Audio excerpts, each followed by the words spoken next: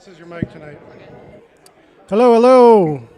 Can you all find a seat? We're going to get started with the talks tonight. Grab your last slice of pizza, fill up your drink, find a seat. Do we need more chairs, or are we doing good on chairs? If we need more, we can grab some more out of the storage room.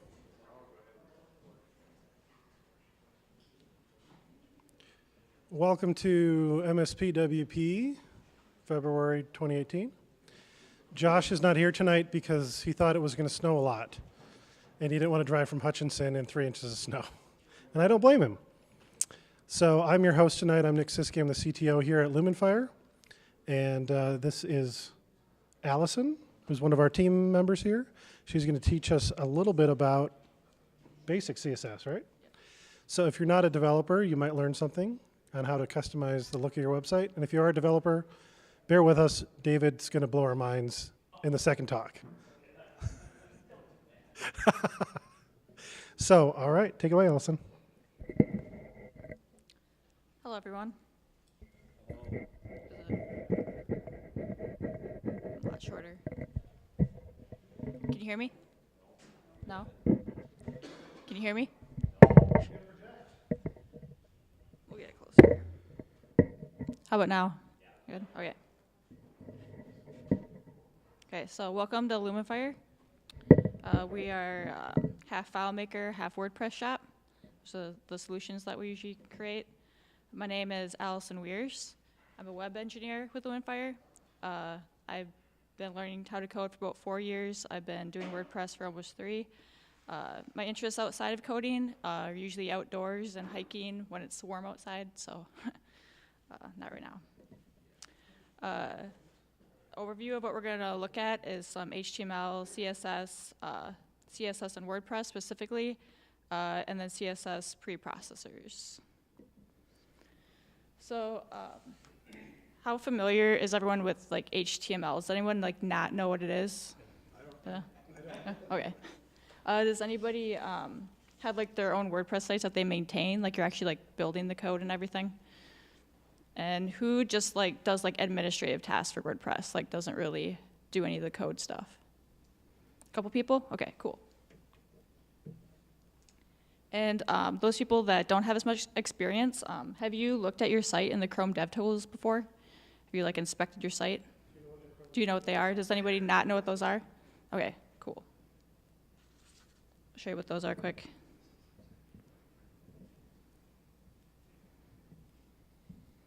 Okay, so this little demo site that I set up, it's just a default 2017 WordPress theme. If you go into Chrome, let's see if we make this bigger. Do you see that okay? And then right click and do inspect. You'll get this nice inspector. Oops, make it bigger. There we go. No, it's default. Yep. So in here you can inspect your site so you can see what's going on. We have all of our HTML elements over here. I'm going to go over some of the more common ones that you'll find in here. So this is a really handy way to inspect your site. There's a lot of other tabs in here, like you can see what sources are being loaded. There's a JavaScript console, that sort of stuff. And I don't have my mouse. Tim, how did you fix that? I think you had that problem before, where your mouse gets trapped. Yeah, but my mouse is trapped. I can't get over to my slides.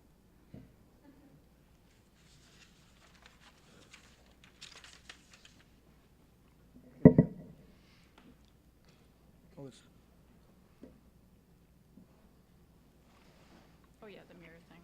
That's what we need to do. You could drag it over. Okay. No, the mirror. Just make sure. Oh, sorry, I forgot about that. Is it working now? There we go. Cool, thank you.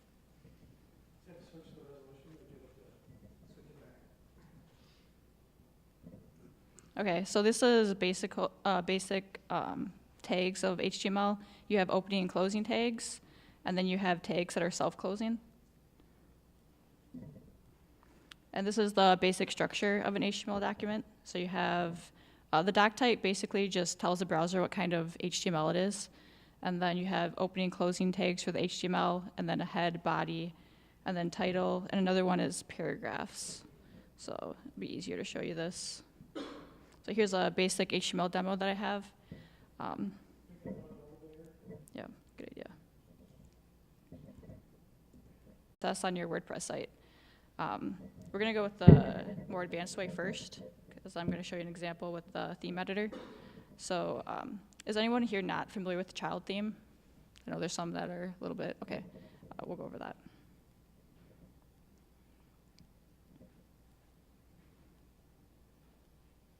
Okay, so this is the WordPress dashboard area. If you go under Appearance and Themes, you can see all your themes. Right now we have the 2017 theme activated. I'm going to show you Genesis. So this is Genesis, and that's the parent theme. And then we have a child theme, Genesis sample. And you never touch the parent theme, but you can customize the child theme to your heart's content. So that's in here. So this is the code for the site that we're viewing right now. So we have Genesis and then the sample theme. Does anybody want a quick overview of like theme structure? Or just a quick one? Okay. Okay, so functions is mostly like your universal declarations for your site. And then you can have page templates. And these are specific to a page, depending if you select it on that page in the editor. Or there's other automatic ways of doing it. In here we also have plugins. This is our plugins folder. Everything's inside of WP content. So if you go in here into plugins, you'll see those. And then themes, you'll see your themes. And then usually you can style the CSS in here. So you can start adding custom styles here, or you can create your own custom CSS or use Sass if you'd want to, which we'll go over. So I'll show you a little bit easier way of adding styles to your WordPress site. So if you go in the back end here, some themes will have this down here, this editor. The first time that you visit this, you're going to get a warning saying that if you change this, if you update the theme, it's going to get overwritten. Like your stuff's going to go away. So a little bit better way of doing it, the best way to do it is through a child theme, but if you just need to add a quick style, if you go into the customizer, so appearance, customize, and then additional CSS, we can add some styling in here. So let's grab this. Grab this class. And then on the body here, there's a class called blog. I'm going to grab that too.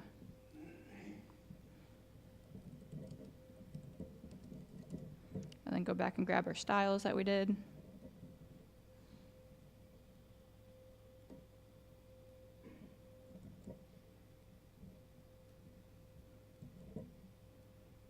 then publish them. And if we refresh the page this time, then our styles are there. Except, no, they're not. I thought we had white text. What's up with that? Okay, so sometimes you go and add styles, and you go and view it on the front end, and it does not work, which is always fun.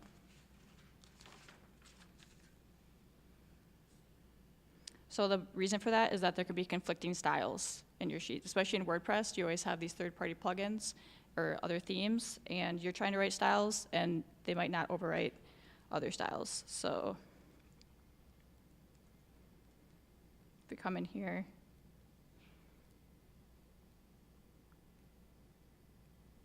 and why is this not working?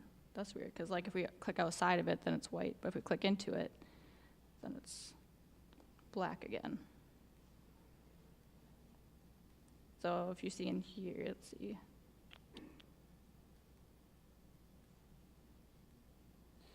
So we can see in here that our focus styles are overriding the styles that we created right here. So this color, when it's focused, is winning. If we uncheck it, it's white. And this is something called Specificity Wars. It's really fun. Okay, so CSS stands for Cascading Style Sheets. And the most recent styles in the file are going to be what the style is going to be. So here we're trying to make the paragraph blue and then red. Red is going to win because it comes last. What? Hey, I got this.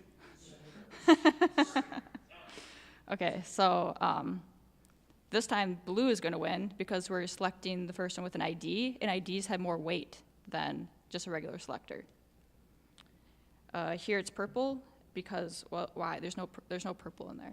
But if you look up in the paragraph, there's an inline style, color equals purple, and inline styles have the most weight. So it goes inline styles, IDs, classes, and then regular HTML selectors. And each one of these is exponentially more powerful than the one before it. So it's almost impossible to overwrite inline styles with CSS.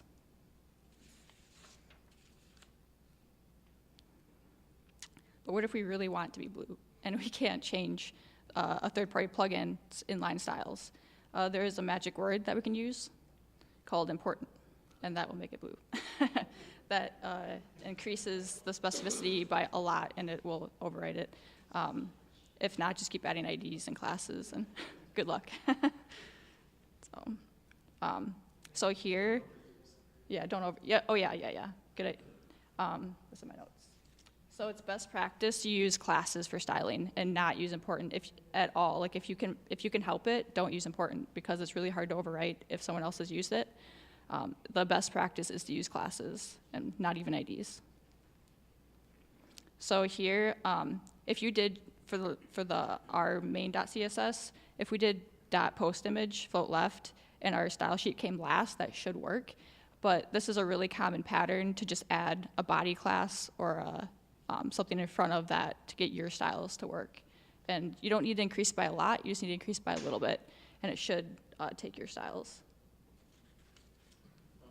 And a quick note to that is, if you know like the page ID or something specific to that page, you can add that in, and that will just, it makes it easier for the code to index so that it finds itself in populates. You can get really specific. Yeah. So here, I'm going to grab an... David Ellenwood. I'm a senior front-end developer at Modern Tribe. I'm going to have a hard time. I might just hold this. I'm not going to stand very well. I'm a senior front-end developer at Modern Tribe. I've got some links there. And again, this stuff will be posted. Not that you guys really care. I've been doing web development full-time with Modern Tribe for about 3 years.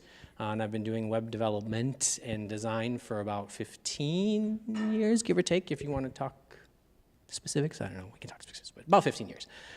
So I do basically the front end side of things for everyone who's not familiar with how bigger companies develop websites. You usually have like a sales team and a marketing team, and then you have kind of your strategist and your kind of like your account manager, and then you have usually designers, and then you have developers. And developers are kind of split between what we consider the back-end developer, who writes basically like your more traditional PHP, your application, your software stuff. And then you have front-end developers who are more responsible for like what you see in the browser. Like we accept what the back-end developer does and kind of like make what you see in the browser pretty. So we're usually working more closely with the designers, where a back-end developer is working more closely with a strategist to like figure out the business requirements for your site or your product. Excuse me. So like I said, I'm a senior front-end developer at Modern Tribe. I've been there for about 3 years now. And I'm going to be talking a little bit about front-end life at Modern Tribe. And Nick was saying I'm just going to plug it real quick. We're hiring front-end developers too, and many other positions, but front-end specifically, I'm always overworked. So if you're a front-end developer, I would love to interview you, meet you, have a conversation with you, something. Anyway, if you are not a developer, I will feel no offense if you get really bored and decide to walk out.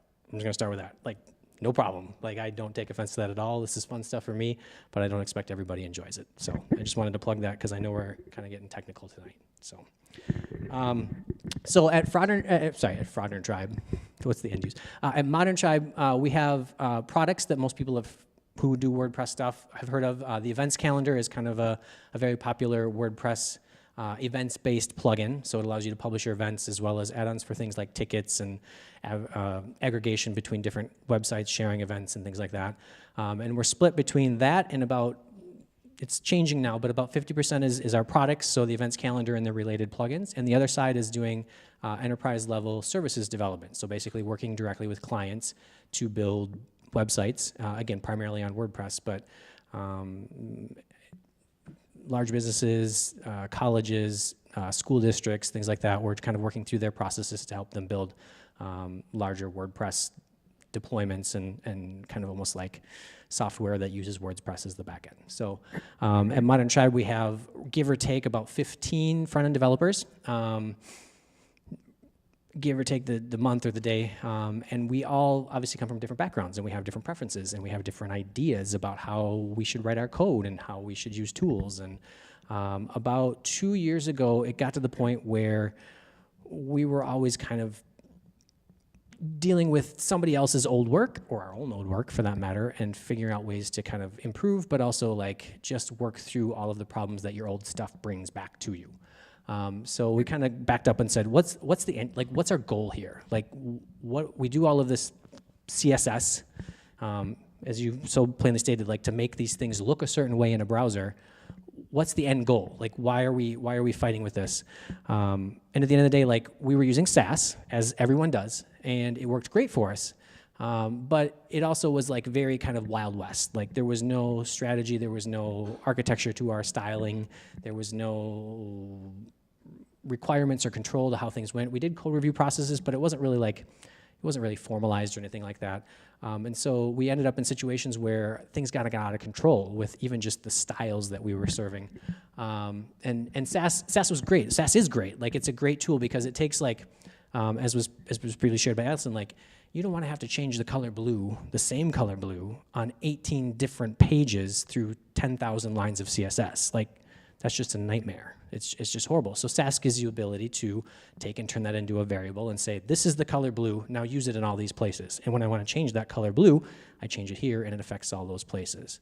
And that's effectively what any preprocessor or any post-processor, if you want to call it that, gives you the ability to do. It gives you the ability to kind of like extract some of the things that are repeated and, as she said, dry, don't repeat yourself, and use them over and over and over again without having to affect all of those things by hand. So we're going through that process of figuring out, like, what are we doing here? Like, this is causing a lot of issues because we're always in trouble with ourselves, and I'll walk through a little bit of it here. But I wanted to ask, like, who here is both a developer and still, or designer, or anybody who kind of builds websites and still writes their CSS kind of by hand? Like, traditional CSS, you open the editor, you write the CSS, that's what it is, you save the file, and you publish the file. Lots, like, true, like CSS, not pre-processed, not, yeah, okay, all right.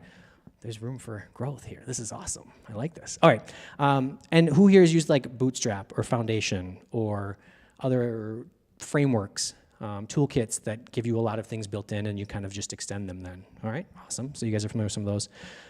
Things like Sass, like, they can take those to the next level because when you're using Bootstrap, you don't have to use, if you're using a Sass version of Bootstrap, you don't have to use the whole thing. I forget, it's been a long time since I've used Bootstrap, but for a while I think the whole package was pretty significant as far as that. Like, if you use just Bootstrap and then you want to extend it, like, you're in queuing, you're adding a lot of style weight, a lot of download weight to your site. So things like Sass allow you to say, like, I need this feature, and this feature from this toolkit, and the rest of them, forget it. I don't need that. Maybe I want the grid layout, and maybe I want the button sizes and shapes, but I don't need the color schemes, and I don't need the notifications, and I don't need all of these other things that are styles. So Sass and other preprocessors really give you the flexibility and the freedom to just kind of pick and choose the things you need, and kind of hopefully develop leaner style sheets, which means less downloads in the browser, which means quicker page load times, which hopefully means more opportunities for your clients to make a sale. That's kind of the end goal with all of this, is like, how can we get this page up fast enough so that people can get what they need and purchase and otherwise turn a page view or whatever the other metric you're using. So we were using Sass. We don't use necessarily Bootstrap or Foundation, but we have kind of our own, you could say, framework in a way. It's pretty kind of watered down, pretty minimal, because a lot of our projects don't have a real common foundation. But we were using Sass, and we were using it, like, all the way out. We were Mixins, extends, like everything was a small thing and we were reusing it, and then we were getting into these really big projects where we were doing really, really amazing like multi-site networks with WordPress, and then on each of those sites, like the clients could then customize all of the colors. So like in the customizer in WordPress, they could say like, I want this to be my primary color and this to be my secondary color, and I want to use this font stack, and I want to, et cetera, et cetera, et cetera, all these things. And all of that was kind of pre-baked into our styles. And we got to the point where we were serving, this is a very specific example, but it wasn't uncommon, almost 3/4 of a meg of CSS on every single page load, which if you're not familiar with like the size of a style sheet, but that's insane. Like it's just extremely large. It's a lot of just styles that are loaded on every page load, even though a fraction of them were only ever used. And we kind of got to this point and we had to take a step back and go, whoa, like we are using these things beautifully. They're amazing tools, but we're clearly not being responsible with the tool set we've been given. We've been given all of this power to really do a lot of neat things, and we're still making really complex, really large, really bloated style sheets on all of our projects. Yeah, go ahead.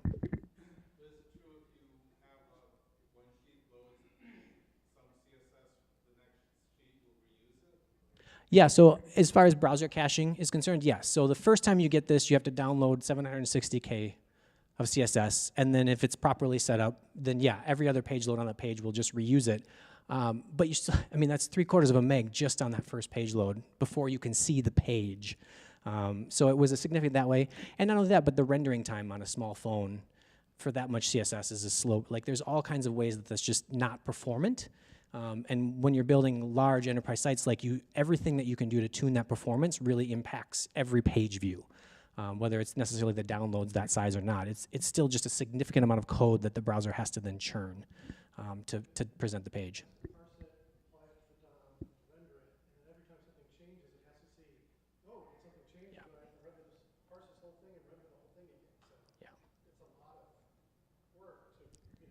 Yep.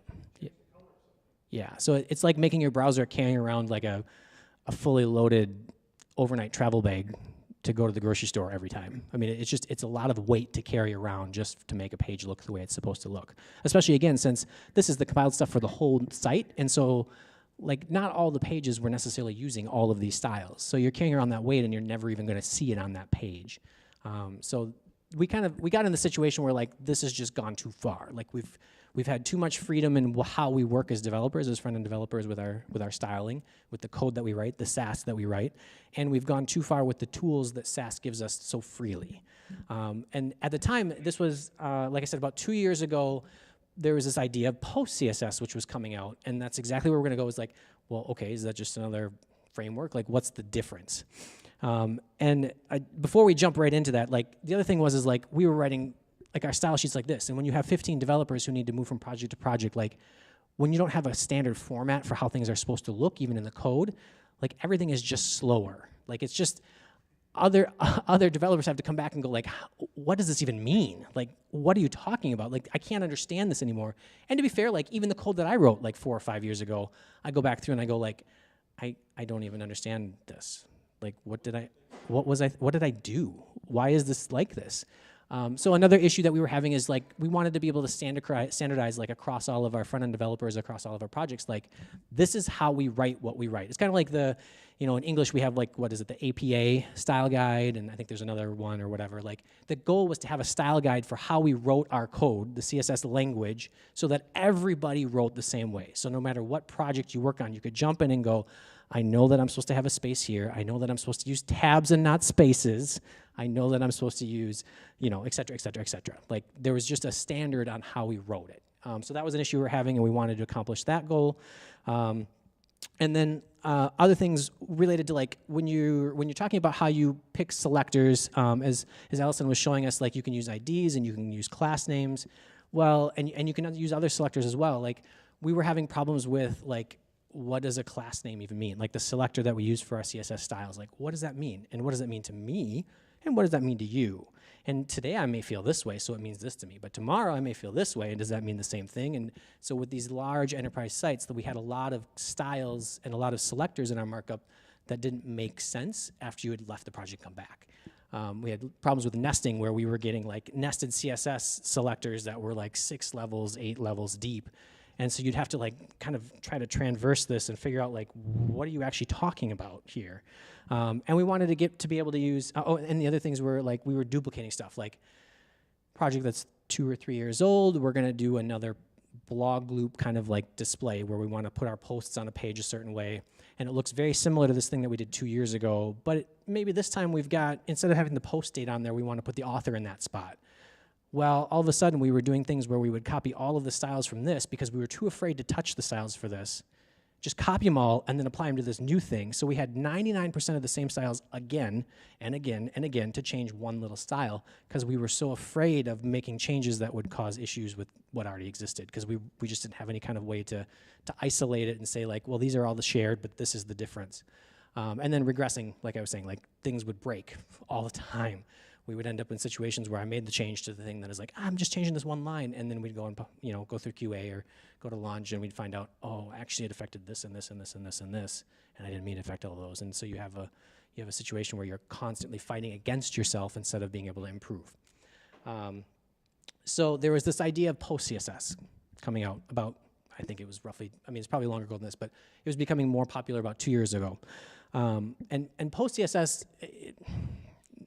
it's kind of a funny name. The underlying idea was you write CSS, but then you use PostCSS to, like with Sass and with Less and the other preprocessors, you write in kind of like a unique language that a browser doesn't understand. And then you run a program that basically translates that into the CSS that a browser then can read.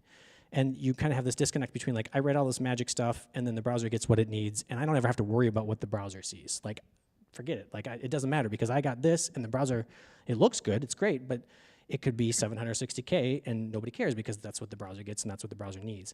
With PostCSS, the idea was like, you should just start from good quality, clean CSS and you can add some things and you can improve on it a little bit. And at the end of the day, like, you've written CSS, but maybe you've done some things that make it easier. Maybe you use variables or whatever, and we'll get into some of those examples. And you use the same kind of like a translation process, but you're starting from CSS and you're improving it, and then giving the browser something they need. So it's almost like a reverse of what you do with a preprocessor, which I think is where the name PostCSS came from. But it's still only half truth. Does anybody actually use PostCSS at all? No one in this whole room? Okay, all right. Well, then I got a big road to go. What is it? PostCSS, I'm gonna just read what I have on the sheet because it's hilarious. A tool for abstracting standard CSS into machine-readable tree for manipulation with JavaScript. So, right, exactly. That's totally usable. So with most of the preprocessors, you're using another compiled language like Ruby, other tools to basically translate your Sass into CSS. You're using some kind of a language to do that manipulation. With PostCSS, that language is JavaScript, which is something else as a web developer I use regularly. I don't know Ruby at all. And so for me to like tweak the way that Sass works or to understand how Sass works, it's this black box. Like I write my Sass, I run something, and I get CSS, and that's all I see. But with PostCSS, the idea is like I can understand that flow and that process, and I can have basically a say in how it works. I can take some CSS and I can do some things that maybe aren't like browser understood yet, but should be close to browser understood. I can run them through some JavaScript in my process, like using Node or NPM. And then I end up with CSS that's completely valid, just like I would with Sass or Less. But again, the end goal here is to start not with something that's not readable by the browser. You're starting with CSS, and you're just adding to that instead of starting with something that's completely not understandable and trying to translate that into CSS. So we kind of call it the NPM of CSS, because with PostCSS, you can use PostCSS, but then you're also, like anything you want to do, like with Sass and Less and I think Stylus too, like you have this library of tools that's just part of the language. You get mixins, you get extends, you get includes, you get variables, you get nesting, you get just this world of things. It's kind of like a bootstrap styles wide. You get all of these tools for you free. You just, here you go, have them, do whatever you want with them. There's no limitations, just have fun.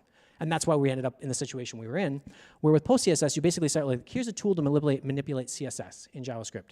Now, what do you want to be able to do? If you want to just write clean, straight JavaScript, or I'm sorry, if you want to just write clean, straight CSS, great, write some CSS. And if you don't do anything to translate it with PostCSS, that's fine. Like PostCSS is okay, you get in, you get out, totally fine.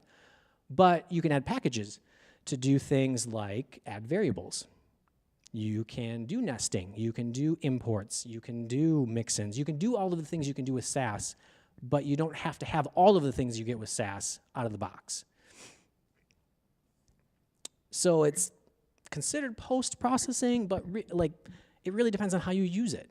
It's not necessarily just CSS and then more CSS. You kind of have this pre and post. A great example of like a post processor, like the truest sense of what PostCSS does, if anybody's ever used AutoPrefixer, which is basically a library, like let's say you write something, man, I even forget now, like box shadow, or even Flexbox. Flexbox was an example that was earlier tonight. Flexbox is a pretty new in web, CSS toolkit, CSS library, CSS feature that browsers weren't always supporting. And so as the browsers built in support for Flexbox, they usually did it behind what they call flags, which are like, in this browser, I'm going to write some CSS things, some declarations that are specific to Firefox, and then for this browser, Chrome's going to do it, and they're going to develop it both at the same time, but maybe they don't quite develop it quite the right way. So I make selectors that are specific to like, hey, this is Flexbox, but for Flexbox in Chrome, I'm going to use these selectors, and for Flexbox in Firefox, I'm going to use these selectors, and for Flexbox in IE, I'm going to use these selectors.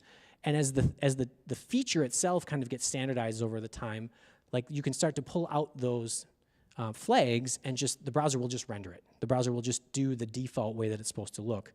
So AutoPrefixer, basically, like you wrote CSS that said, I'm going to use Flexbox, and AutoPrefixer would say, oh, you wrote Flexbox, and I know that you want to support IE, Firefox, Safari, and Chrome. Well, I'm just going to add the browser-specific flags for you. I don't have to remember to do that myself. I let the browser handle that. So it's not that I'm necessarily like doing something custom like Sass. I'm still just writing what should be standard CSS, but then I'm also taking care of all the browser ambiguities right out of the box. I don't have to think about it. The AutoPrefixer is going to take care of that for me. So that's kind of like the most common post-CSS toolkit. Most people who do front-end development for a living have used AutoPrefixer just because it makes your life so much easier. You don't have to remember which features in the browsers are supported under flags and which aren't. So at Modern Tribe, we have a toolkit. It's called SquareOne. What do we do here? Like, we have this kind of like, do we keep going with Sass? Do we do PostCSS? Like, and we made the jump. We're going to go PostCSS. And so, this is where it kind of gets really nerdy. It's totally okay. We're going to do a quick package check.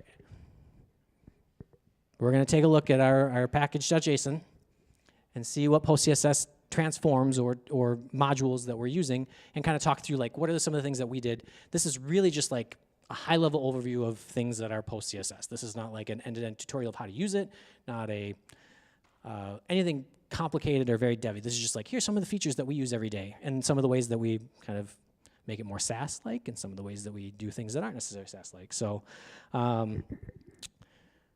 we use, I lost my mouse now, didn't I? There it is. You guys tired of that one yet? All right, so let me get this up, and I gotta move it across. Forgive me. I wonder if it'll be behind. I guess I gotta stop presenting, huh? This could get a little tricky. All right, so let's see if we can move that across now. All right. I'm not even gonna try. So I've kind of highlighted in our package file. These are basically the post-CSS tools that we use. There's something called aspect ratio, color functions, CSS Next, and then I'm just gonna read, like, obviously you can read the list. Like, these are the things that we do. We have Mixins. That's Sass. Sass kind of invented Mixins, just like was demonstrated earlier. Like, we didn't eliminate them, but we have rules for when you can use them and when you're not allowed to use them, because they get you in lots of trouble if you don't use them right. So coming back over here, let's see here. I think I've got it. Mixin, style int. Oh, all right.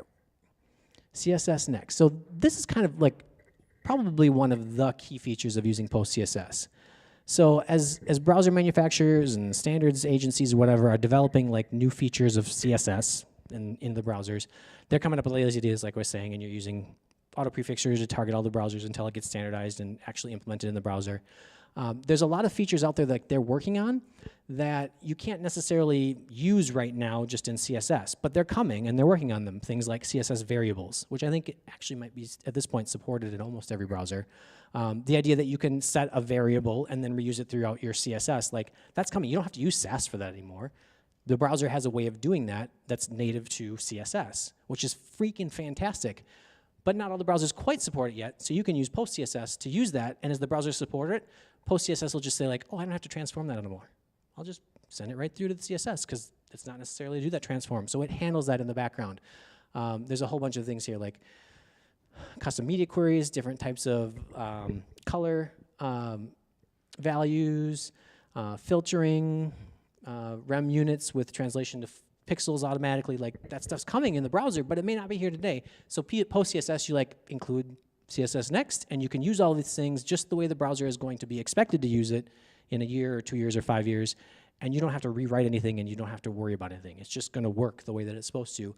And what for now, PostCSS will translate that for you into CSS that does work. So that's a key one. Yeah, it really is. It's exactly what it is. Yep. Yeah, it is. It's exactly right. Color functions. So there's ways to basically like, I'm gonna actually show this in here. I think I've got it open. So color functions, like here's a place where we've not only are we using color functions, but we've written our own, this is a processor, this is our own custom way to do darken and lighten with PostCSS.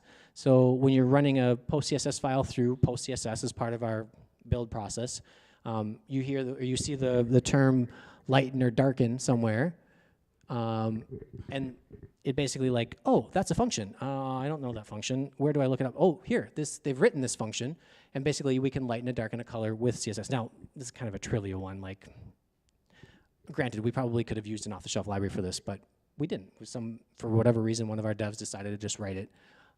So you can take a color and lighten it or darken it automatically, just like you would in Sass. Like Sass has built-in utilities for this, and we've chosen like, yeah, we want to be able to reuse those, because in some places that's really helpful. So we have 2 functions that we wrote, and these are now part of the PostCSS language for our implementation. That's not native to PostCSS at all. It's just something that we've implemented. Like I said, we're using Mixins. Again, the syntax is probably different from what you would in Sass, but the idea here is like, you could write this markup in a browser, and it's not going to crash the browser. Like that's, again, like the whole idea is like you're writing markup, you're writing CSS in a browser. The browser's just going to ignore this because it doesn't understand it. But this could be in a CSS file just fine. Like with Sass, you write it and the browser's going to cough on it. It's going to go like, I don't know what to do with Sass. But in this case, like the browser's just going to ignore that because it's got the @ The way that the syntax is written is it's just designed to work as CSS. You're just making it a little bit better. So here we're defining a mixin, saying like, I want to do an icon that's a certain way with variables, and then when I use it, I want the Twitter icon. So I'm using my mixin, it's an icon mixin, and then I want it for Twitter, and then I'm setting this Twitter image, probably an icon, as the background image. So you get mixins, and we do that. Like, we're not saying you can't do that, but we have a very limited placement where you can do that. We don't allow people to just write mixins and use mixins in every project everywhere. Like, we kind of define, here's mixins that we have available for you on every project, and from there on, like, unless there's a really good reason for it, you're not going to be able to write your own mixin. What else have we got? Style linting. So, okay, so going back to the presentation a bit, maybe I'll just try to run this from here. So like I was saying, like we're picking the things. So we're doing features control. We're no longer using like all of Sass, but we're still picking the features that we want and use every day. So we have mixins, like I said, and we have, I mean, there's other things too, like we do partial imports like you get with Sass. We do a number of things that are very much the same as what you would get from Sass, but not all of it. And that's kind of the nice piece of it, is you can start smaller. And like I said, we're using new CSS features. Yes, that's the syntax for using a variable in CSS in your browser. It's really ugly, but that's what it is, because it will parse even if it doesn't work. Custom functions, like I was showing, the darkened values. Another part of it is like when you use Sass or less, you need to have a whole bunch of like like Ruby, you need to have it installed on your computer. I think there's a libsass module too, which isn't Ruby anymore, but is another package that you have to install. And then you have to watch the versions, and if the version of Sass you're using doesn't match the version of Ruby that you're using, then it won't work, and then you have to figure out why. And then if you change projects, and the version of Sass and Ruby has changed between the projects that you're working on, then you need to make sure that you're installing both versions so that when you switch between projects, you can change the versions that go with the project that you're working on, and it's just this long nightmare. With PostCSS, like, it's all just CSS and JavaScript, and it works. Like, you're using package managers, using Node and NPM, but you don't need anything else. Like, it's just all there, already packaged. So it's very easy to get a dev onboarded. And as a dev, to move between projects and versions, there's not a whole lot of rigmarole where there used to be. And so the other big one, like I was talking about earlier, like we were talking about how like we didn't have any control over how we wrote our styles. Like, it was just every dev doing their own thing, picking things. We've enabled, PostCSS gives you really simple linting out of the box. And linting is basically, when you write some code and you run it through a linter, it basically says all the places that you didn't meet the standard. Like, you did all these things wrong, go fix them. Some of them actually you can fix yourself. Like, the linter is smart enough to say, like, oh, you missed a space there, I'll just add it for you, don't worry about it. Or, you know, you need 2 spaces here, not 4 tabs, or whatever it is. So it's nice because that just makes my job as a developer easier, because as I'm writing my code, the linter can be telling me like, hey, you know, you need to work on this, and then I get to be better. And then as the other developers do it, like, we can just pass our code back and forth, and it all makes sense, and we know where things are, and it all has the same kind of flow to it. So a big feature out of this is you get linting. I think there's linters for Sass too now, but I don't think it's easy or as smooth to use. We had investigated linting with Sass, and it was this whole other thing of like, well, and the Airbnb has always been a big advocate of PostCSS, their development team, and they kind of wrote the first kind of linting guides for PostCSS, which is, we use theirs with a few translations, or a few modifications, I should say. So we have our own style. And then the last point that I wanted to make is, there's some controversial discussion that using PostCSS is actually faster than Sass and less. And there's some benchmarks there that PostCSS puts out, but then you read some of the comments, and apparently the benchmarks aren't very true. I've tried to run some tests with our own kind of like starter kit where we used to have Sass and now we have PostCSS, and maybe. But then at the end of the day, like, all of our projects are custom, and I'm never going to rewrite a whole Sass project in PostCSS to really get a feel for what an end project, what the difference would be. So apparently this is one that they like to advocate. I'm less prone to say that this is true, but it's there, and people like to talk about it. So supposedly PostCSS is faster than Sass, supposedly. The point of this is all to say, like, we're writing CSS for a browser to interpret. Know what you're giving the browser to interpret. Like, at the end of the day, like, if I write beautiful Sass and I'm writing crappy CSS, that only affects the client. You know, like, that at the end of the day, like, the only person hurt by that is the client. And so we want to make sure that as developers, we're doing the best job that we can to give our clients performance sites that are easy to use and that look good. So that's it. Questions? That's me. That was my 1-year anniversary card from Modern Tribe. They sent that to me in the mail. Yeah. Effectively, yeah. It's not even necessarily compiling anything, because it's reading the CSS and translating things that need to be changed. So you're not changing one language into another, you're just changing a few things in existing languages. Yeah, but exactly, yeah, it's a compiler of sorts.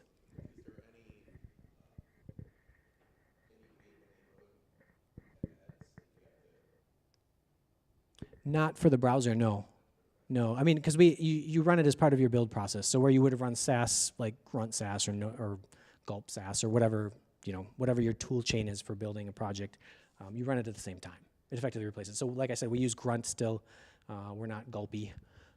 We've never made the transition. So effectively, where we were doing like Grunt Sass for something, we're now doing Grunt PostCSS for something. Yep. So it's at build time, not necessarily at browser runtime. Yes? Are any of these methods more efficient with WordPress than others? Not particularly, no. Yeah, in both, like, CSS, less, and Sass, like, they're kind of agnostic to the application that you're using. Yeah, so whether any of the above, WordPress won't care one way or the other. Cool. Any other questions? Yeah. So if we're currently using Sass right now, if I want to switch to Post, we just really have to go through and redo our entire process and everything? Well, that depends on how complicated your build process is.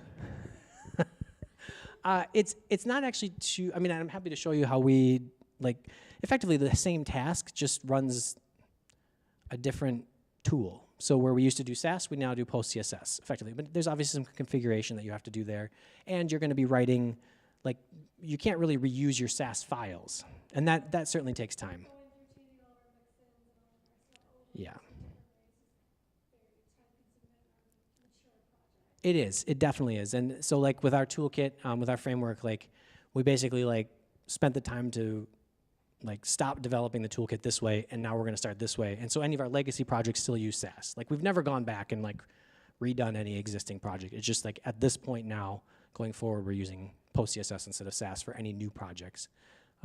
So yeah, going back and redoing something would be pretty time-consuming. Yeah, labor-intensive indeed. We do have projects that have come far enough around now. They're old enough that the client has bought off on effectively scrapping the front end and starting from scratch. And so we get to take something that's roughly 6 or 7 years old and just start clean on the front end. The back end, a lot of the architecture is still the same, but the actual look and feel of it gets to be all fresh. So we get to use ES6, and we don't have to use jQuery, and we get to use PostCSS, and we get to use Twig, and we get to use components. I mean, it's just all the fun stuff that's come around in the last few years. We get to do it on a project that nobody wanted to touch before because it's this really ancient code base that's very spaghetti string. So there are times that actually can be fun, but not if you're not getting paid, no. Cool. All right. Well, thank you. Thank you, David. All right, we have a little time before we have to bug out. If you guys want to do some Q&A, general WordPress Q&A, I know we probably just blew your minds, but if you have a more basic question, we have some time to answer those if you guys want to ask.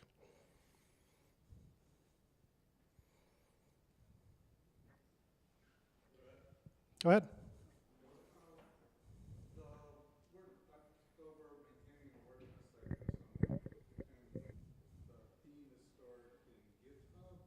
Yep.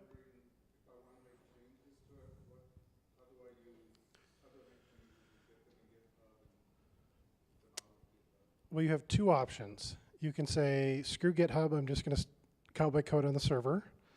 Or you can and it depends if they have a git push process or if they were just pushing their changes to GitHub and FTPing them to the server. So you really have to figure out how are they deploying that code. So the ways that, some people they SFTP or FTP into the server, they change files, they hit save, it uploads the file. That's how they deploy code, right?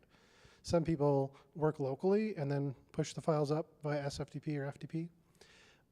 But git push allows you to work locally, commit to Git, push to GitHub, and then there's a hook that runs at GitHub that says, hey, when there's a new commit or when there's a new push, I should take the latest version of this and push it to that server. So it really depends on how they've set it up, how you would proceed. And if you never push to that Git repo again and you just cowboy code on the server, that's one way to go. Just beware that if you ever push to that repo again, you're going to lose every change you've ever made since you kind of essentially forked it, because that git push is going to come across and wipe everything out. So there's no easy answer there, unfortunately. You kind of have to look at the config and the way it was built in the past and either choose to follow the same path or forge your own. And if you do figure it out, we have a mailing list on MSPWP.com. You're welcome to email that list and say, I think this is what's happening, or can somebody help me figure out what's happening? And we can walk you through troubleshooting it.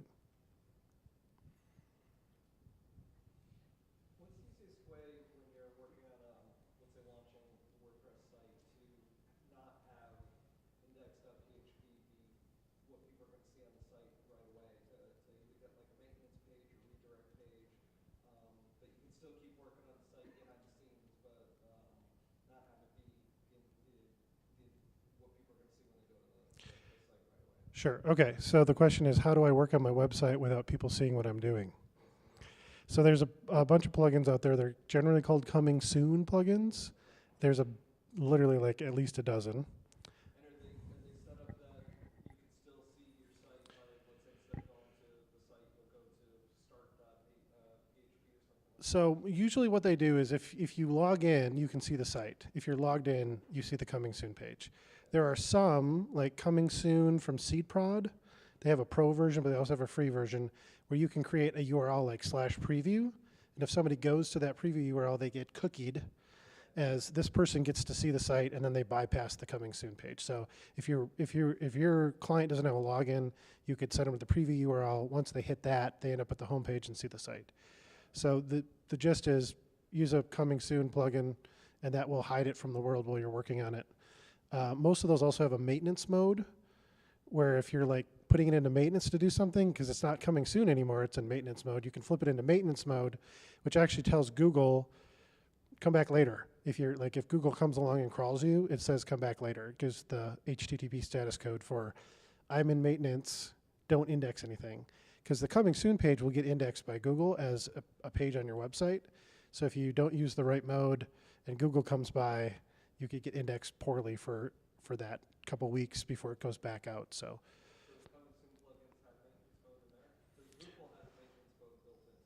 yeah, and on the WordPress side, it doesn't have it built in.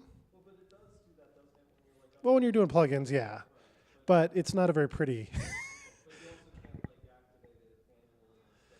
You can if you really want to try, but the plugin's a far easier way to go. So the one kind of difference between Drupal and WordPress is really slow to add stuff to core, because they say if it doesn't serve 80% of the user base, we're not going to put it in. They want to avoid bloat. I would argue that a coming soon or maintenance serves 80% of the user base, but core doesn't feel that way, so it's not in there. But there's plenty of great plugins to choose from. Many of them are free. So it's kind of a solved problem. Why would we put it in a core when you can just go download a free plugin to do it for you? So the SeedProd one is one of the best ones I've ever used. So, yep. You don't even need the pro version necessarily. So the free version does quite a bit. Anybody else? Nobody's got a question. Come on.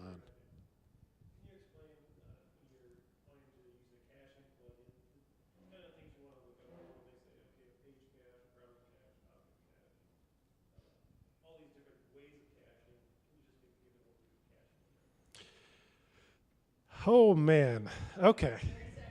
30 seconds, all right.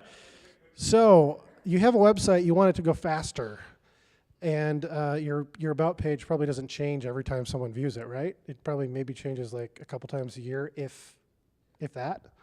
So you don't have to regenerate that page every time someone comes to it. So caching says, I bet I could cache that. I could save a copy of that for 24 hours. And then if somebody else comes along and says, give me your about page, I'll just give them the copy I already have instead of regenerating it from the database again. So that's page caching.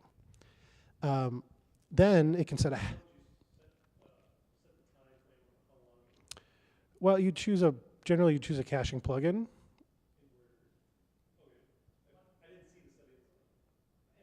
Which one are you using? Okay, stop using W3 Total Cache. Please. W3 Total Cache used to be the bee's knees. I wouldn't use it anymore. It's not as maintained as it used to be. I mean, it used to be what everybody used. There are better plugins out there that if you don't mind paying a little bit of money, WP Rocket is awesome and very user friendly. There are free caching plugins out there like W3 Total Cache that are more actively maintained. I can't recommend one because once I found WP Rocket, I said, goodbye everybody else, I'm sold. So yeah, any caching plugin will have a cache duration where you say, hold this page for X. And you can put it down to as low as an hour if you want. You can put it way up. You don't want to put it too high up. And it will so if you edit that about page, it busts the cache and says, oh, I better save a new version of this because they changed it. So it's not like you can't change your website. It's not like it's stuck for 24 hours. It's just saying, if nothing has changed, I'm going to remember this for 24 hours before I regenerate it. So that's page caching. Then when it sends that page to the browser, it can tell the browser, you know, this page probably isn't going to change in the next 24 hours or the next week or the next year or the next ever, right? So it can basically tell the browser, you don't, if they come back here, you don't have to ask me again. Just use the one you already have. If you don't say that, the browser goes to the server every time and says, give me the about page, give me the about page, give me the about page. If it sets that header that says, this is good for 24 hours, and you go back, the browser's like, I got it. Here's that about page. That's why it's like the second time you go back to a page, it's like instant because it was coming off your hard drive. So that's browser caching. Then there's page caching. And then there's object caching. And so object caching is when WordPress is getting stuff out of the database. Like, let's say on your about page you have a staff listing, and it's going and pulling your CEO, your CTO, your CMO. It's going and pulling all these content types out of the database. WordPress can cache those so that if another page asks for the CEO, it's like, well, I just grabbed the CEO like 2 minutes ago. I doubt that's changed, so I'll just reuse that object to render a page and cache the page and then tell the browser to cache that. So you've got these multiple layers of caching so that you are avoiding going to the database or running PHP, and pretty soon your website can serve 10x more, 100x more, 1,000 times more visitors without changing anything other than intelligently caching some things. So that's kind of the three kinds of caching you generally run into. There's object caching that runs within the session and then gets forgotten, and then there's persistent object caching like Redis, where there's a little server running inside your server that remembers stuff, and it can grab it from there instead of grabbing it from the database. And so then you can get some like pages that used to be like really, really slow can be like almost instant, because once it's got it in that persistent object cache, it doesn't have to go back to the database. It's like, give me this, here it is. And it's like coming out of memory directly into PHP, going into so it's like Redis can like make your website fly. But you have to be careful because there are some options that get stuck in there and they don't get updated, and then you get stuck in redirect loops because it keeps getting the same old value, but the new value doesn't go in there, and so you have to dump the Redis cache and get it to recache, and then things work again. So I tried to keep that high level, but man, is it hard.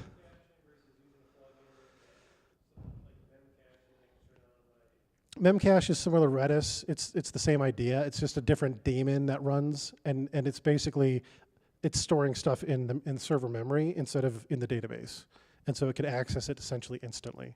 Memcache used to be what everybody used, and I think WP.com still uses a lot of Memcache. Redis is kind of the new kid on the block in that it's a little bit more flexible, and you can do really, and you can just with Memcache too, is you can actually set up a Redis server off server, and then it can talk to that over the network, which is still faster than going to the database. So you can have like 5 web servers talking to one Redis server sitting in front of MySQL, and then like it's like this crazy hybrid of or hive of speed. The other type of caching that you're going to run into out there is called static caching, and so that's where you have something. Usually it's called Varnish, and it's a server that sits in front of your server, and if it has a copy of a page, it doesn't even let your server know it got a request. It just says, here you go. So it's kind of like a bouncer at a nightclub. It's like, you know, like you don't get to go in because, you know what, here's your drink. That was a really terrible analogy.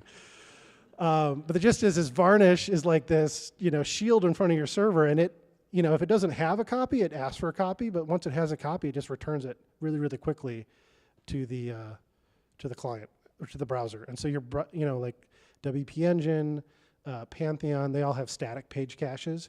So your site can take a massive amount of load, massive amount of visits, and your web server is kind of like, I don't have anything to do because the Varnish server is doing all the hard work. The minute they log in, though, everything bypasses Varnish and goes straight to your server. So, and then you can also have exclusion rules. So you're like, this page, don't cache it. I always send it through. So, all right. I don't want to go too deep on that. What? You're welcome. I should write a blog post about that sometime because it's a complicated subject. So, all right, anybody else? There are no stupid questions. There are no too simple questions. You don't have to ask about caching. David. Shoot.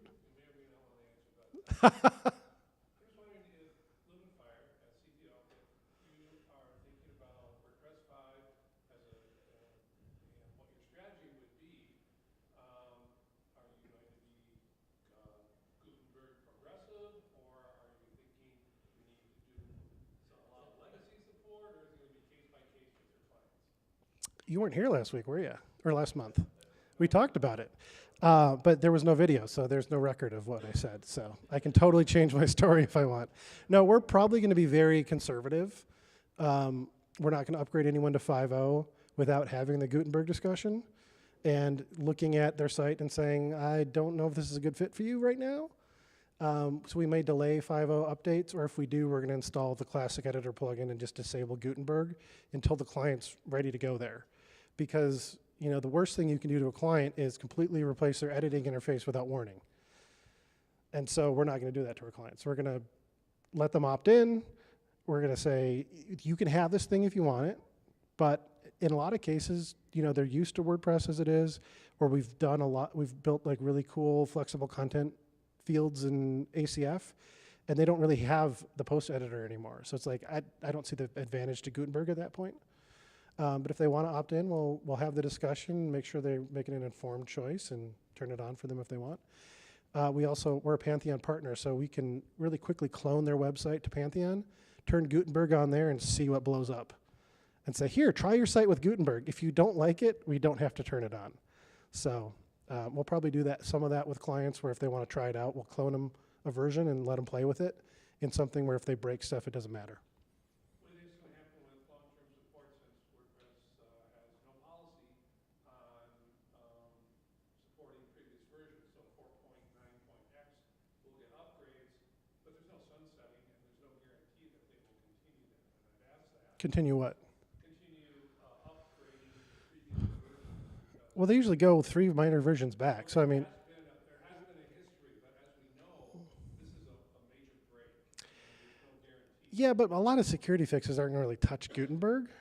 I mean, or I think they're going to. I think you could wait probably up to a year safely and still get minor security updates.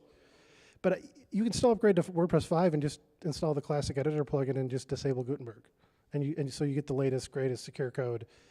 You're just using tiny. What? Of course it's going to work. Well, I'm glad that they're holding 5.0 until it's ready and that they're not forcing it out. I really wish it was opt-in, but Mullenweg really wants to upgrade the editing experience. And new installs, sure, but existing installs, it's like that's just bad user experience, in my opinion. But I'm excited that WordPress is not stagnating, that it's evolving. And it's not going to be Squarespace ever, thank goodness. But it's, from what I've seen of Gutenberg, it's going to be really cool, and I think it's going to really grow. And I'm excited that like Gravity Forms and ACF and the premium plugins that we use are all embracing it and building blocks for it. So I think, I'm not upgrading day one, but I don't upgrade day one anyways. I usually wait 2 weeks. I wait for the .2 because there's no rush usually. And there's never a feature where it's like, I have to have that. I would rather have a stable WordPress than that new feature. So I'll let somebody else find the bugs, and then I'll upgrade. So, yeah. Anybody not have any idea what I was just talking about? The editor experience is changing in WordPress 5. Be aware before you upgrade. It's a neat little editor, but there's going to be some friction as people adapt. Well, yeah, they're running a React app inside WordPress as the editor. So, I mean, I'm excited where it's going. I think it's going to take WordPress into the next generation. I'd be more worried if they weren't trying something big and brazen like that, because then I'd be like, okay, this platform is probably dying. This is the beginning of the end, So, like Joomla. So, I'm glad we're not Drupal though, breaking things with every upgrade. So, though they've said they're going to be like WordPress now. So, after 8, right? 9 is not going to break things supposedly. They finally got it right. Sorry, that's some inside baseball for y'all. Any other questions? Anybody? What did y'all come here to learn tonight that you didn't learn? Or you just came for the free pizza? Who tried the Inferno? Who liked the Inferno? Good. Next time okay. Next time he's got to get the Philly because that one's really good. And if they ever have the Euros one, sometimes they have it, sometimes they don't. That's pretty good. It's a tzatziki and the gyro meat in there. Only on Central Avenue can you get a $5 pizza with gyro meat on it. So, all right, sorry, that was a little aside. Nobody. Y'all want to go home? Or have some more social time? We can do that too. What? You can't pimp your group. You can talk about it, though.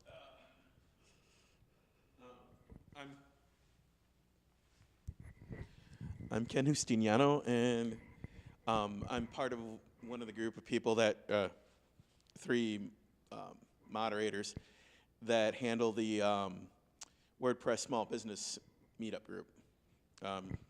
Go to meetup.com and find us there.